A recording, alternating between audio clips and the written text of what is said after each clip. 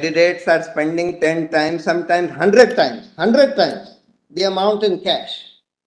Now, Election Commission says, though it's a corrupt practice, spending more than the limit is a corrupt practice, but Election Commission says, look, we can't catch them. Everybody knows that many candidates are spending many times by cash. One of the arguments in this for introducing electoral bonds was, the stated argument of the government was that, well, this goes through the bank. These electoral bonds can only be purchased through bank transactions by check draft or direct transfer. Therefore, it will reduce cash. That was their argument. I think very simple. If you wanted to curb the role of cash in elections, all that you had to do was to pass a simple amendment saying no political party or candidate shall be allowed to spend or take any money through non-banking channels. Everything will have to go through banking channels. And if you do that, it will be a corrupt practice. Suppose such an amendment, when this note ban was brought about, one of the objectives given, stated objectives of the government was that we want to make a cashless economy because we want the role of cash to be reduced. Now, I can understand that ordinary person on the street can't be made cashless. He can't be expected to do all his transactions through check and banking channels, but political parties and candidates contesting elections, they could have been made cashless by this simple law saying that you have to, or if you are a candidate or if you are a political party, all your transactions have to be through banking channels. Still on the SBI issuing bonds to persons who are not residents in India? Yes, the requirement is that they have to give a KYC, whoever purchases electoral bonds. So the identity of the person who purchases the electoral bonds will be known to the State Bank of India. But because they have now opened the route by making this amendment that the limit of 7.5% of the annual profits has been totally removed. So even if you are a loss-making company, or even if you are a company which does no business, just a pure shell company, let's say, my lord, your lordship is aware that in that Adani SEBI matter, they are saying, SEBI is saying, we don't know whether these companies who have invested in the Adani companies from Mauritius and from these tax havens, whether they are in fact owned by Adani or not, or whether they are related to Adani or not.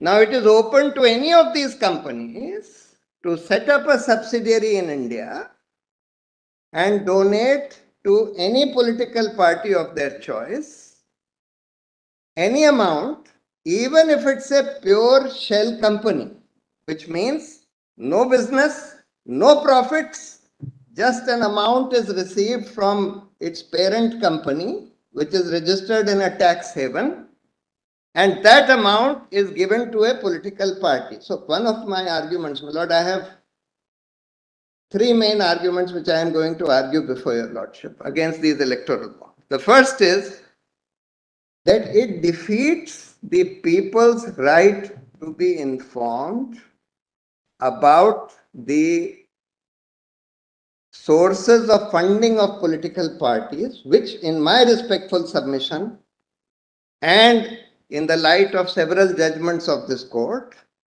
is a fundamental right of citizens under Article 19(1)(a). That's the first argument. Because right to information has been held to be a fundamental right under Article 19(1)(a). In fact, in that ADR judgment and then in the follow-up PUCL judgment, this court said that every citizen has a fundamental right to know about the assets and liabilities of every candidate. about the criminal antecedents. And when that was sought to be overcome by means of an amendment, that amendment was struck down on this precise ground. Right. That's the first submission. What is the second? That's the first. Second is that this opaque instrument, anonymous instrument, in fact promotes corruption in the country because there is good reason to believe, and I'll show my lord why, that these bonds are being given by way of kickbacks. Kickbacks to parties in power. Almost all the bonds have been received only by parties in power. More than 50% have been received only by the ruling party at the center, and the rest have been received only by the ruling party in the states. Virtually nothing, not even 1%, has been received by opposition parties which are not ruling in the center or at the states. And virtually all the bonds have been purchased by corporates, by companies, because they are almost all of denomination of 1 crore and above. 95% are in the denomination of 1 crore. 1 crore. Therefore, my lord, and you have simultaneously amended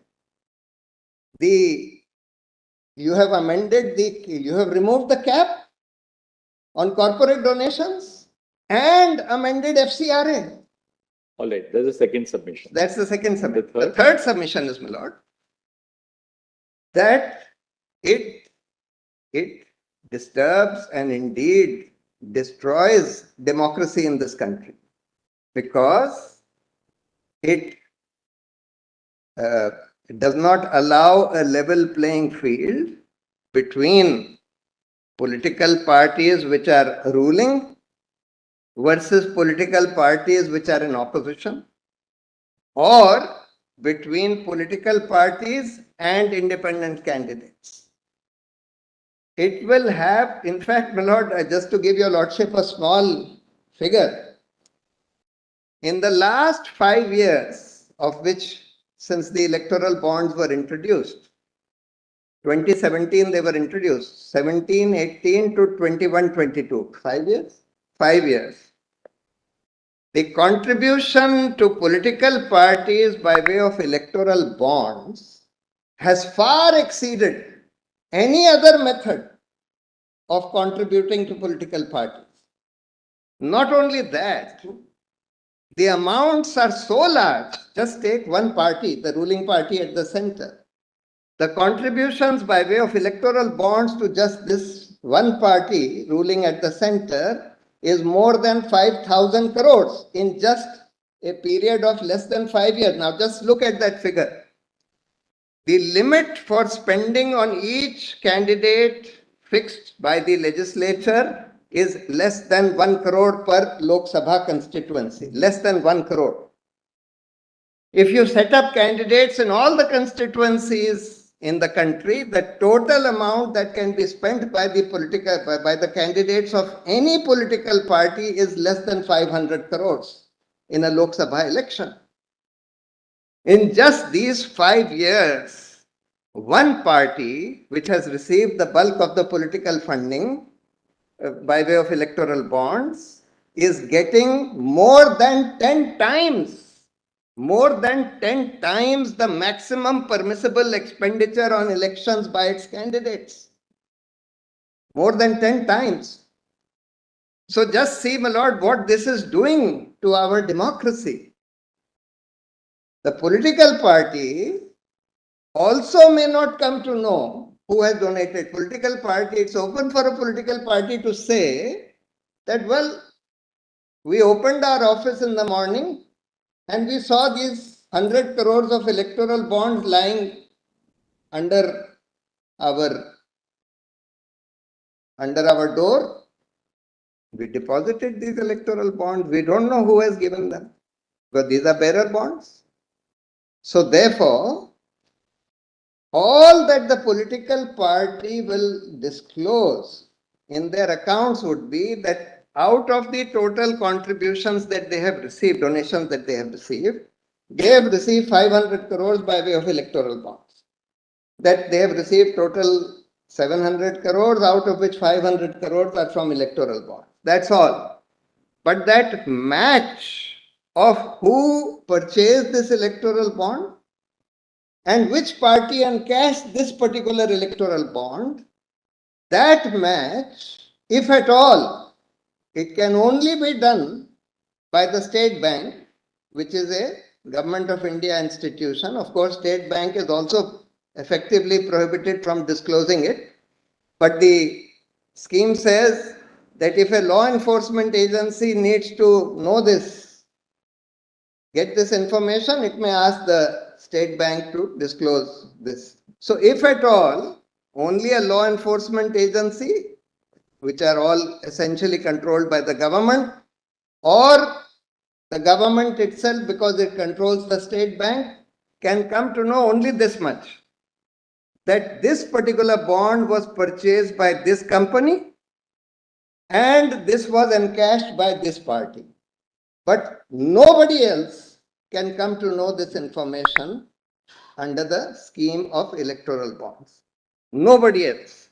They are not even the Election Commission, because the only account that is submitted to the Election Commission by the political parties is that we receive so much by way of electoral bonds. They are not obliged to disclose who gave them. In fact, they may even say, we don't know who gave it. We opened our office, it was lying under the door, we encashed it.